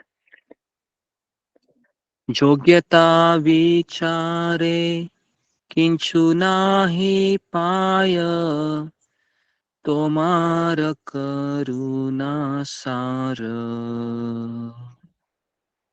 योग्यता विचारे किंचु नाही पाय, तोमार करुणा सार। करुणा न होइले कांदिया कांदिया, प्राण ना राखी बोआर। शब्द इतने भरे हुए हैं करुणा से, भावनाओं से, कि क्या ये हमारे आचार्य है, क्या शब्दों को लिखते हैं। कहते हैं कि योग्यता विचारे, अगर आप मेरी योग्यता का विचार करेंगे, हे गुरुदेव मेरे में कुछ भी योग्यता नहीं है, कुछ भी नहीं है। अगर आप मुझे समझोगे कि मैं इंजीनियर हूँ, अरे वो तो केवल डिग्री लिया है मैंने रट्टा मार के, कुछ पता नहीं है मुझे, बुद्धिहीन हूं मैं। 10-12 साल में कॉलेज में मुझे लगा मैं ज्ञानी बन गया, लेकिन मैं तो शरीर को ही सब कुछ समझ रहा हूँ, है ना। तो यदि आप मेरी परीक्षा करोगे तो मेरे में कोई गुण नहीं है। तो हमेशा आध्यात्मिक गुरु के सामने हमें कैसा होना चाहिए, कौन बताएगा मुझे? आध्यात्मिक गुरु के सामने हमें बुद्धू बने कैसा रहना होना चाहिए, चाहिए? हाँ, अज्ञानी बने रहना चाहिए। हाँ, तो हमें हमेशा मूर्ख बने रहना चाहिए कि मुझे कुछ नहीं आता है, बुद्धिहीन हूँ। गुरु के सामने अगर आप आपका ज्ञान प्रदर्शित करोगे तो ये आपकी सबसे बड़ी मूर्खता रहेगी, है ना। क्योंकि गुरु फिर आपको ज्ञान नहीं देंगे, क्योंकि गुरु समझेंगे कि अरे इसको तो सब कुछ आता है। तो जब चैतन्य महाप्रभु स्वयं भगवान ईश्वरपुरी के सामने जाते हैं तो ईश्वरपुरी कहते हैं कि बताओ वेदों का सार क्या है। तो महाप्रभु कहते हैं कि आमी वेद ना जानी, मुझे वेद वगैरह कुछ पता नहीं है। हाँ, मैं खुद को मूर्ख मानी, मैं खुद को मूर्ख मानता हूँ, है ना। तो देखिए चैतन्य महाप्रभु स्वयं भगवान है, वो कह रहे हैं कि मुझे वेद पता नहीं है, मैं मूर्ख हूँ। तो फिर तो एक बार चैतन्य महाप्रभु को जो पंडित है ना नवदीप के, वो कहते हैं कि ये तुम हमेशा नाचते क्यों रहते हो सड़क पर हाथ ऊपर करके। तो कहते हैं कि मेरे गुरु ने कहा कि मैं मूर्ख हूँ, मुझे कुछ शास्त्र वगैरह आता नहीं है, इसके लिए मैं हाथ उठाकर संकीर्तन करता रहता हूँ। अब ये चैतन्य महाप्रभु बोल रहे, स्वयं भगवान बोल रहे, सोचो। हमें बता रहे हैं कि कैसे अध्यात्म गुरु के सामने हमको जाना चाहिए, मूर्ख बनकर, है ना। तो इसके लिए वो कह रहे हैं कि यदि आप मेरी परीक्षा लोगे ना गुरुदेव, मेरे में कुछ भी गुण नहीं है, कुछ नहीं है मेरे में। अगर आपको लग रहा है कि मैं इतना पढ़ा लिखा हूँ, बीटेक हूँ, एमटेक हूँ, पीएचडी किया है, डॉक्टर हूँ, नहीं, मेरे में कुछ गुण नहीं है। फिर कहते हैं मैं जो कुछ भी बना हूँ, फिर कहते हैं मैं जो, अगर आपको कुछ लग रहा है कि मेरे में कुछ है, तो आगे कहते हैं तुम्हारा करुणा सार, कहते हैं कि ये आपकी करुणा, आपकी दया का ही ये कृपा है, आपकी दया है, आपकी कृपा है, आपकी करुणा है सब। देखिए क्या ये शब्द है, ये सुनकर ही भाव विभोर हो जाते हैं हम, है ना। कहते हैं कि अगर आप परीक्षा लोगे तो मेरे में कुछ गुण नहीं मिलेगा, और अगर आपको मिलेगा तो समझिए वो आपकी देन है, मेरी कुछ नहीं है। फिर कहते हैं करुणा ना होइले, अगर आप करुणा नहीं करोगे गुरुदेव, यदि आप मुझ पे कृपालु नहीं होंगे, तो फिर कहते हैं कांदिया कांदिया, मतलब मैं केवल रोता रहूंगा। क्योंकि क्योंकि अगर आप कृपा बिंदु नहीं देंगे तो ये मेरे से नहीं होगा। कैसे होगा, कैसे होगा फिर मेरा। तो कहते हैं कि कांदिया कांदिया, मैं रोता रहूंगा, जिंदगी भर रोता रहूंगा, और प्राण न राखी बो आर, और शायद मैं आपके प्राणों को भी मैं बचा नहीं सकता हूँ, क्योंकि आपकी कृपा ही मेरे जीवन का आधार है। देखिए क्या ये भजन है, ये भजन किसने गाया है, किसी को पता है। एक भजन गाया है भक्ति विनोद ठाकुर, इन्होंने भजन गाया है। सोचिए, और भक्ति विनोद ठाकुर कौन थे, वकील थे, पता है ना, जज थे। ऐसा नहीं कि बिना पढ़े लिखे हुए थे व्यक्ति, जज थे वो। अंग्रेज लोग उनके पैर पड़ते थे कि भाई आ जाइए, है ना, क्योंकि इतने वो कुशाग्र बुद्धि के थे। एक एक घंटे में 10-10 कोर्ट के जितने भी झगड़े थे वो सॉल्व करते थे। यह व्यक्ति कह रहा है कि मेरे में कोई योग्यता नहीं है, आपकी करुणा है जो भी है ना। तो जी, तो ये जो भजन है, इस भजन में वो कृपा बिंदु की बात कह रहे हैं। कृपा बिंदु दिया करोई दासे तृणा पे खाती है ना। तो ये सुनकर बहुत अच्छा लगता है अभी, काश मैं भी ऐसा करूं। लेकिन इसके लिए है एक योग्यता चाहिए कि कृपा बिंदु कभी मिलेगा। अभी हम थोड़ा प्रैक्टिकल चीजों में चले जाते हैं। बताइए, फिंगर को रेज कीजिए कि कृपा बिंदु वो मांग रहे हैं, कभी मिलेगा हमको कृपा बिंदु। फिंगर को रेज कीजिए जी, ममता पाल। हरे कृष्ण गुरु जी, दंडवत प्रणाम। गुरु जी, तभी कृपा बिंदु मिलेगा जब हम गुरु के आज्ञा का पालन करेंगे अपने मरते दम तक, और उनके शरणागति होंगे, कृष्ण की शरणागति होके रहेंगे जीवन भर, तभी। हरे जी, कृष्ण। Okay, next Mamta Kumari. हरे कृष्णा गुरु जी, दंडवत प्रणाम। माता जी ने बताया कि गुरु की तो आज्ञा पालन करेंगे हैं, लेकिन उनके सामने हम दीनहीन भिखारी बनकर गिड़गिड़ाएंगे, उनसे भिक्षा मांगेंगे कि हमको कृपा दीजिए।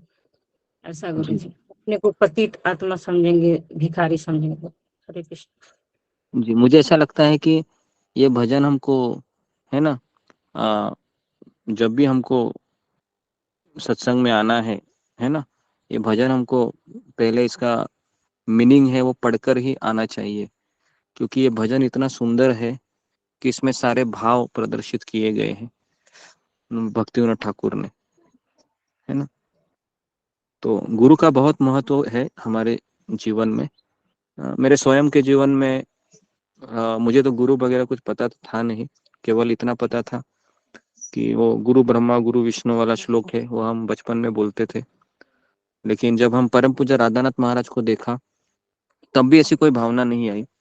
लेकिन जब हमने देखा उनके शिष्यों को, क्या एक से एक बढ़कर है, क्या इनमें दूसरों को देने की कितनी इनमें इच्छा है, तो मैंने सोचा कि अगर झाड़ के फल इतने सुंदर है, तो वो झाड़ कैसे होगा। जब मैंने उस झाड़ को देखा, परम पूज्य राधानाथ महाराज, तो स्वयं उनके जीवनी के बारे में पढ़ा तो और भी मैं इंस्पायर हो गया। फिर मैंने कई भक्तों से सुना उनके बारे में। फिर उन्होंने अपना न्यू वृंदावन का अपना लाइव बताया। वो 4 प्रवचन सबसे मेरे फेवरेट है।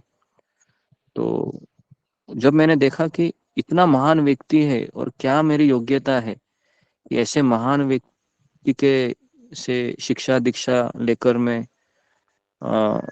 घूम रहा हूँ, तो क्या मुझे कुछ करना चाहिए क्या नहीं। तो जब हम कृतज्ञता की बात आती है, करने की बात आती है, तो भगवान है वह हमको फिर शक्ति प्रदान करते हैं।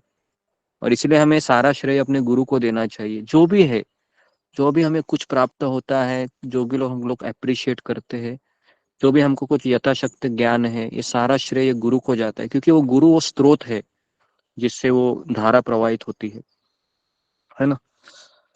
तो यहाँ पर भक्तिनाथ ठाकुर हमको सिखाते हैं कि कृपा बिंदु, कृपा का कितना महत्व है।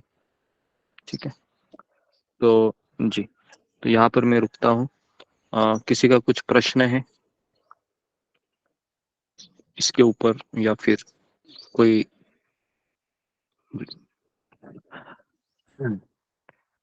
ओके, अर्चना श्रीवास्तव। हरे कृष्णा गुरु जी, दंडवत प्रणाम। गुरु जी, आपने बताया था कि अगर किसी भक्त की 90% भक्ति होती है तो तो वो अगले जन्म में शुद्ध भक्त के यहाँ जन्म लेता है, और अगर किसी भक्त की 50% भक्ति होती है, आधी भक्ति होती है, तो वो कहाँ पर, मतलब किसके घर में पैदा होता है। और जो जो मतलब वैष्णव के घर में नहीं होता है, आगे जाके बड़े होने पर, भक्तों का संग मिलने पर उनको जो भक्ति मिलती है, तो उनकी स्टार्ट होती है गुरु जी की पिछले जन्म की कोई भक्ति रहती है। जी, तो इसका भगवत गीता के 6 अध्याय में इसका वर्णन है। एक बार आप गीता का 6 अध्याय पढ़िए, उसके श्लोक क्रमांक 26 से लेके अंतिम श्लोक। भगवान अर्जुन प्रश्न पूछता है कि जो योगी है, जो अपनी भक्ति को पूर्ण नहीं कर पाता, उसकी क्या गति होती है। तो भगवान कहते हैं कि इसकी 2 गति होती है। पहली गति है कि अगर वो थोड़ा ही उसने भक्ति किया है तो वो स्वर्गलोक में जाता है, एंजॉय करता है, और फिर ब्राह्मण परिवार या धनवान परिवार में जन्म लेता है। लेकिन इसमें रिस्क क्या है, पढ़ा है ना हमने। फिर दूसरा क्या होता है, इसमें रिस्क क्या है। धनवान परिवार में जितने भी लोग हैं अभी, जो अभी मान लो सचिन तेंदुलकर है, अभी उसका लड़का है अर्जुन तेंदुलकर, क्या उसको पैसे कमाने की जरूरत है? वो तो सोने का चम्मच लेके पैदा हुआ है ना। या जितने भी फिल्म स्टार है, जितने भी स्पोर्ट्स स्टार है, इतना पैसा है, उसके घराने में जो जन्म होता है, पता है वो कौन होते हैं? वो यही लोग होते हैं जो थोड़ा थोड़ा भक्ति करके, है ना, धनवान परिवार में जन्म लेते हैं। लेकिन क्या अभी वो भक्ति कर रहे हैं क्या? नहीं। देखो, है ना। तो इसके लिए ये भी ठीक नहीं लगता है मुझे कभी कभी।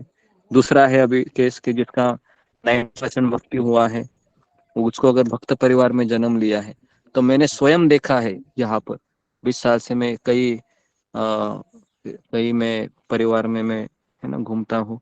तो मेरे स्वयं के जो काउंसलर है, शिक्षा गुरु, उनका बेटा है ना, अच्छा है, इस्कॉन को मानता भी है, लेकिन भक्त नहीं है, सोला माला नहीं करता है। तो अभी तो वो तो वैष्णव परिवार में जन्म लिया। तो वैष्णव परिवार में जन्म लेने के बाद भी एक रिस्क है, पता है कौन सी? वो है स्वतंत्रता। स्वतंत्रता हमेशा हमारे पास बनी रहेगी। तो पता नहीं कि भले मेरा 90% भक्ति है, लेकिन मेरे मन को कुछ दूसरी चीज पसंद आई, मेरा भक्ति 90% ही रहेगा, उसमें कुछ प्रॉब्लम नहीं है। लेकिन वो 91% कब शुरू होगा? जब उसको वापस वैसे ही संग मिलेगा जो पहला भक्तों का उसको संग। जन्म मिला था, है ना। कभी कभी भक्तों का संग भी मिलता है, लेकिन फिर भी वो नहीं कर पाता है, क्योंकि इतना आसान नहीं है वापस भक्ति शुरू करना। ठीक है जी, धन्यवाद गुरु।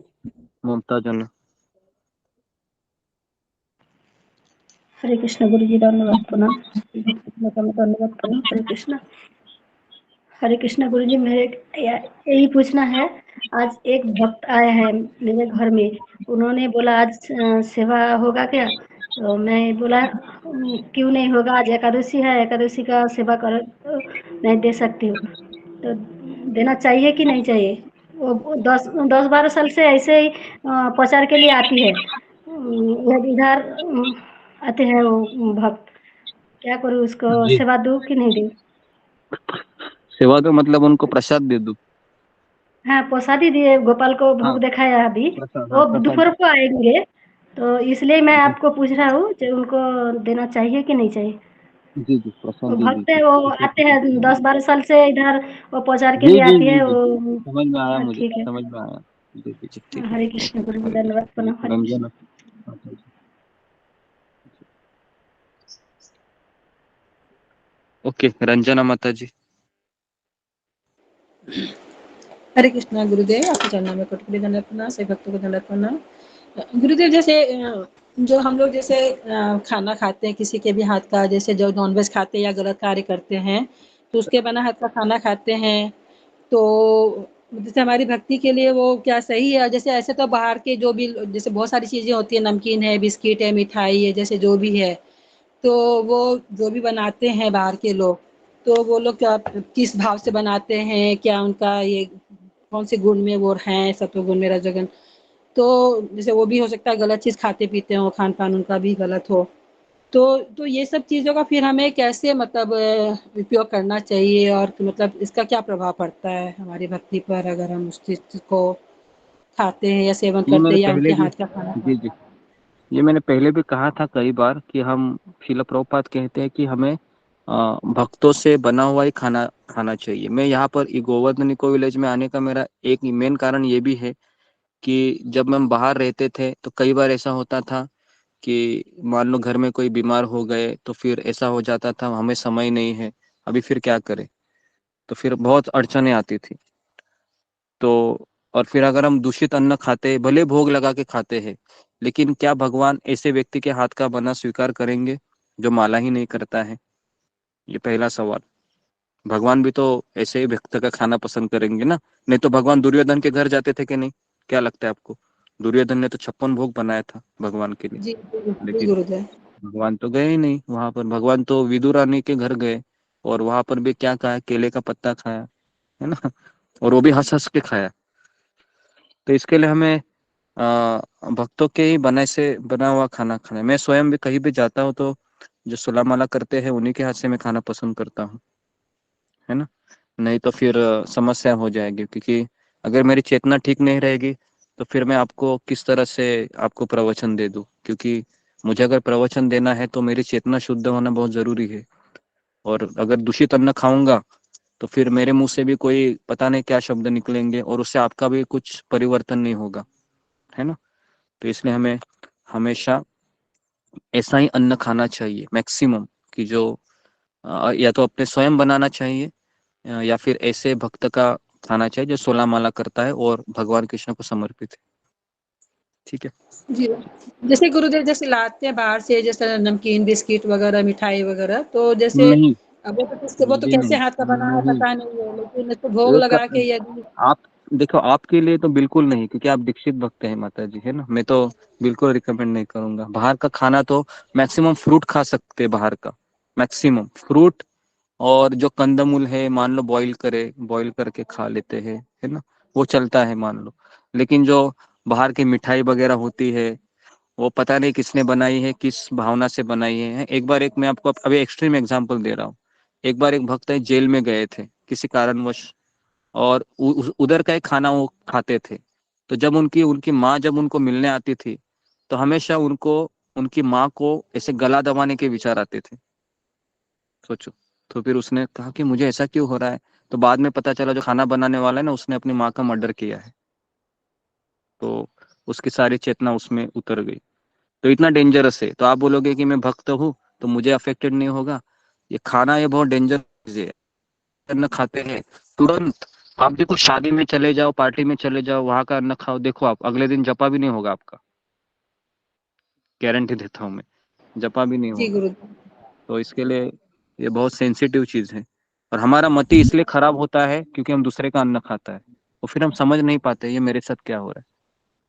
तो इसके लिए दूसरे का हाथ का अन्न, तो मैं जब मैं मर्चेंट नेवी में भी था 10 साल बाहर, लेकिन वहां पर भी मैं स्वयं कभी कभी जो फ्रूट से दूध है वही खाना प्रिफर करता था, या फिर मैं वहां पर स्वयं राइस वगैरह बनाता था और दही में डाल के खाता था। लेकिन बाहर का मुझे पता है, अगर मैं इसका खाऊंगा, क्योंकि वहां के तो व्यक्ति एकदम 4 नियम का भंग करने वाले होते हैं, मुझे पता था कि इनके हाथ से खाऊंगा तो फिर मेरा सारा भक्ति चला जाएगा। तो इतना ये है, बहुत इसमें सतर्क होना चाहिए किसी का अन्न खाना। ओके जी। पानी पी सकते हैं नेक्स्ट। गुरुजी, अगर किसी के यहाँ गए वो जी लोग जी, पानी पी पानी के सकते हैं, लिए दूध पी सकते हैं, दही खा सकते हैं, जो भी नेचुरल है, नारियल पानी पी सकते हैं। ओके, हाँ फल किसी खा के घर सकते गए हैं। थे। जी जी जी। गुरु। ओके, नेक्स्ट पूजा डिमरी। हरे कृष्णा गुरु जी, दंडवत प्रणाम। गुरु जी, जिनकी श्राद्ध तिथि निकल चुकी है पूर्वजों की, वो आज के दिन करवा सकते हैं ब्रह्मभोज के लिए? जी जी जी जी जी, आज का दिन सबसे बेस्ट है, मैं वही कह रहा हूँ, क्योंकि आज के एकादशी का महात्म्य भी वही है जो स्वयं भगवान कृष्ण बोलते हैं। तो मुझे पता है कृष्ण कृष्ण स्वयं बोलते हैं, तो कृष्ण जैसा ऑथेंटिक और कौन होगा। तो इसके लिए मैं तो सबको इसमें जैसे रिकमेंड अगर हम करूंगा। घर में भी करते हैं तो इसमें हमें फिर फलाहारी बनाना होता है प्रसाद में, जैसे अगर करवाते हैं हम, फलाहारी, हाँ हाँ जी, तो अगर आप उसमें तो आज प्रोटीन के दिन भी वगैरह सब करते हैं होती है। तो साबूदाना है, या फिर साबूदाना का खिचड़ी है, या फिर राजगीरा के आटे की पूरियाँ है, वो सब आप बना सकते हैं, भोग और लगा इसके लिए सकते गुरु हैं। जी हमारे पूर्वजों के नाम और गोत्र भी देना है आज, हाँ हाँ, वो लिखवाना पूर्वज तो है? देने होंगे ना, अनाउंसमेंट करते हैं ना वो।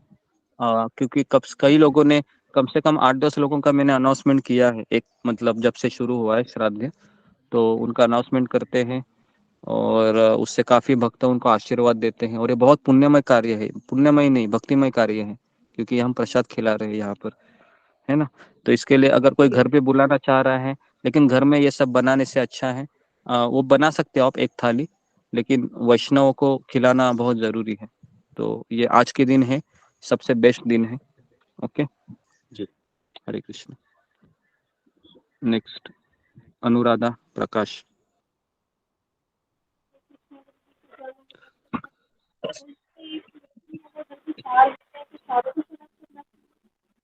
आवाज नहीं आ रहा है आपका।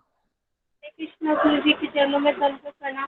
मुझे मैं ये पूछ रही थी, अगर अपने 4 बेटे हैं तो चारों को शराब करना चाहिए? किसी को समझ में आया? किसी का आवाज आया? मुझे नहीं आ रहा है। क्या बता रही है, कोई बोले, नहीं तो मुझे सुनाई नहीं दे रहा है। तो आ रहा है, गुरु जी ये पूछ रहे हैं। हाँ?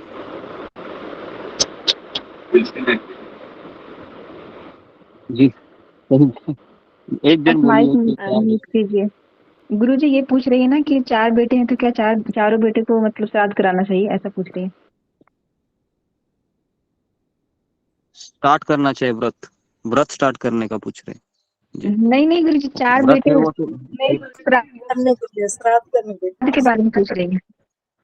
श्राद्ध के बारे में क्या पूछ रहे श्राद्ध हैं? के बारे में, श्राद्ध श्राद्ध के उनका बारे में पूछ रही हूँ। कि अगर 4 बेटे हैं तो चारों को करवाना चाहिए या हाँ हाँ एक ही करा दे जी, तो काफी है? ओके। हाँ, श्राद्ध है वह, देखो हम जब पितरों के लिए अनाउंसमेंट करते हैं तो उसमें सारे पितर आ जाते हैं, ऐसा एक ही नहीं आ जाता है, लेकिन फिर भी हम नाम वगैरह वो कर्मकांड में लेते हैं, लेकिन भक्ति मार्ग में भगवान भावनाओं को समझ जाते हैं कि ये क्यों कर रहा है ना। तो इसके लिए हम जब वैष्णव भोज भी देते हैं तो वहाँ पर अनाउंसमेंट 1-2 लोगों का ही होता है, लेकिन वो पितरों का के लिए होता है, तो भगवान समझ जाते हैं और सारे पितरों का उसमें उद्धार होता है।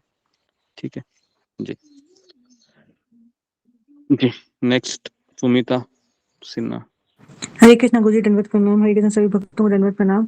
गुरु जी मेरा क्वेश्चन तो वो जो था जो माता जी ने पूछा था ना, रंजना माता जी, उन्हीं से आगे है कि जैसे हम लोग तो जॉब करते हैं ना, तो उसमें किस तरह, जैसे कि तो अभी भी कुक का ही बना खाना खाते हैं, जो बाहर से काम करने वाली आती है तो उसका ही भोग लगा देते हैं। तो गुरु जी उसमें भी तो चेतना का हम लोगों को हो सकता है ना, क्योंकि मेरा तो साल भर में तो चेतना बहुत गिरा ही हुआ है, मतलब अब तो नहीं हुआ है। तो क्या करूं मैं अभी तो उस केस में, क्योंकि उस बाहर से केस में खाना मैं, बनाने वाली आती है। हाँ उस केस में यही है कि आपके परिवार वालों को आप अच्छा खिलाओ, लेकिन दाल राइस बनाने के लिए ज्यादा समय नहीं लगता है। एक बॉईल, केवल एक सीटी मार दी, हो गया दाल राइस खाने का प्रयास करो फिर। नहीं, अगर दाल राइस तो मैं ही बनाती हूँ, वो लोग बस हाँ हो गया सब्जी फिर। रोटी बनाती है, सब्जी रोटी हाँ बनाती है आकर के सुबह तो शाम। तुम जो बनाती हो वही खा लो, है ना, और वो जो बनाती है वो फिर दूसरों को दे दो। जो लोग भक्ति मार्ग में दृढ़ नहीं है तो उनको फोर्स नहीं करना चाहिए इन चीजों का कि आप वही खाओ करके, ये हमारे लिए है। ठीक है, ठीक है गुरु जी, हरे कृष्ण गुरु जी, ओके दंडवत जी, प्रणाम। हरे कृष्ण जी। ओके, आखिरी क्वेश्चन श्यामा मैत्रा। हरे कृष्ण गुरु जी, पंचांग प्रणाम। हरे कृष्ण सभी भक्तों को। गुरु जी, मेरा नाम हो ही नहीं पा रहा है भक्ति का, मैं क्या करूं? पहले बहुत करती थी, अभी तो मतलब 1 साल हो गया, 1.5 साल से तो इतना सोचती हूँ करना है, और आलस भी नहीं है, करने का भी मन बहुत दिल से है, लेकिन इतने प्रॉब्लम्स है ना गुरु जी, आपको तो पता है, फोकस फोन में फोकस बताया था, खत्म नहीं हो रहे प्रॉब्लम। हाँ, मैं वही बता रहा हूँ कि भगवान श्री कृष्ण अर्जुन को कहते हैं कि जी, व्यावसायित्मिका बुद्धिर एकेह कुरुनंदन बहुशाखाई अनंतश्च बुधा व्याव अवसे अव्यवसायिना। तो कहते हैं कि भगवान कहते हैं कि जिसकी बुद्धि है अनेक जगह पर फंसी हुई है वह व्यक्ति भक्ति नहीं कर सकता। तो भगवान अर्जुन को यही कहते हैं, एक ही है कुरुनंदन, हे कुरुनंदन, एक जगह पर ध्यान दे दो, बाकी का सब कृष्ण संभाल लेंगे। तो शरणागति का वही होता है ना। अगर आप भगवान पे भरोसा है तो सब कृष्ण केयर करेंगे, लेकिन उसके लिए समय लगता है। ऐसा नहीं कि तुरंत मेरे इच्छा से ही कृष्ण करे, है ना। तो आपका प्रॉब्लम है कि कई जगह पर आपने मन अटकाया है, तो इसके लिए भक्ति नहीं हो पा रही है। ओके, लेकिन घर की इतनी प्रॉब्लम है, समस्याएं रहती है ना गुरुजी, मैं चाहती हूँ एक ही जगह पे लगाऊं, लेकिन जब से मैं इसमें आई हूँ ना, इस फोन में, यकीन नहीं करोगे गुरुजी, इतने प्रॉब्लम्स खत्म होने का, हेल्थ इश्यूज बहुत है, हेल्थ का तो एकदम से डाउन हो गया है पूरा। कोई बात नहीं, हेल्थ इश्यू है तो लॉग इन करके सुनिए, है ना। हमारा भक्ति मार्ग इतना आसान है कि भले हेल्थ खराब है, हम बैठ कर भी जप कर सकते हैं, बैठ कर भी कथा सुन, लेकिन मन खराब है, अगर मन खराब है तो कुछ नहीं हो सकता है। तो हेल्थ है, मैं नहीं मानता हूँ कि हम भी बीमार पड़े हैं 20 साल में, लेकिन कभी ऐसा नहीं हुआ कि भक्ति को नीचे गिरने की इच्छा हुई या थोड़ा सा नहीं। हम बोलते कि नहीं, अभी 2 दिन हमारा माला कम हो गया, अगले दिन एक्स्ट्रा माला करके रिकवर करेंगे। तो ऐसा रहता है। तो इसके लिए मुझे आपका हेल्थ से भी ज्यादा मन खराब ज्यादा लगता है, खराब होने से भक्ति नहीं होती। ओके जी, गुरु जी, आप कृपा कर दीजिए, वहां से मैं वापस, जैसे 16 माला डेली 4 बजे उठती थी, करती थी, वापस कृपा दीजिए सब भक्तों की, आपकी गुरु जी। जी। तो सब लोग इनके लिए एक बार हरे कृष्ण महामंत्र बोल के इनको कृपा दीजिए। हरे कृष्णा हरे हरे कृष्णा कृष्ण हरे कृष्ण हरे कृष्ण गुरु जी,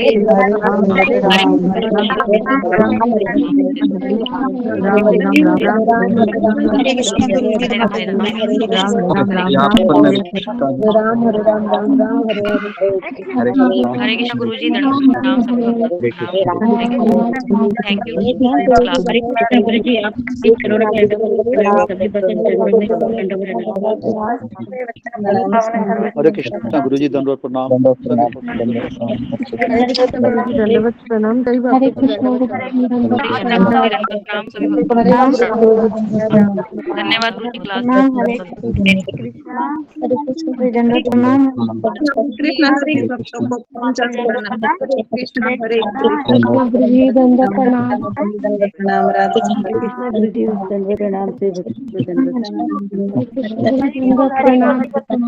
सभी भक्तों को दंडवत प्रणाम। हरे बोलाय गुरु माता जी, हरि बोल। मित्रा माता जी को दंडवत प्रणाम। हरे कृष्णा। सभी चरणों में रघुवीर प्रणाम गुरु जी, दंडवत प्रणाम। मेरा प्रणाम। मित्रा माता जी को दंडवत प्रणाम। अशोक गुरु जी को दंडवत प्रणाम। हरे कृष्णा। दंडवत प्रणाम माता, दंडवत प्रणाम। हरे कृष्ण। अशोक चावला गुरु को दंडवत प्रणाम। रंजना माता जी को दंडवत प्रणाम। दंडवत हरे प्रणाम माता कृष्णा। जी, सभी भक्तों को दंडवत प्रणाम। हरे कृष्ण। गुरुदेव के चरणों में हरे दंडवत कृष्णा। प्रणाम। दंडवत प्रणाम। हरे कृष्णा। मित्रा माता जी को दंडवत प्रणाम। पूजा माता जी हरे को कृष्णा दंडवत दंडवत प्रणाम। प्रणाम, सभी को दंडवत प्रणाम। देव प्रभु जी को दंडवत प्रणाम। हरे कृष्णा मतलब हरे कृष्णा दंडवत हरे सभी कृष्णा भक्तों प्रभु का जी, राधिका माता जी को दंडवत प्रणाम। दंडवत प्रणाम माता जी, दंडवत प्रणाम। दंडवत प्रणाम माता जी, नित्यानंद प्रभु जी को दंडवत प्रणाम। प्रणाम। हरे कृष्णा गुरु जी, दंडवत प्रणाम। सभी भक्तजनों को मेरा दंडवत प्रणाम। हरे कृष्ण।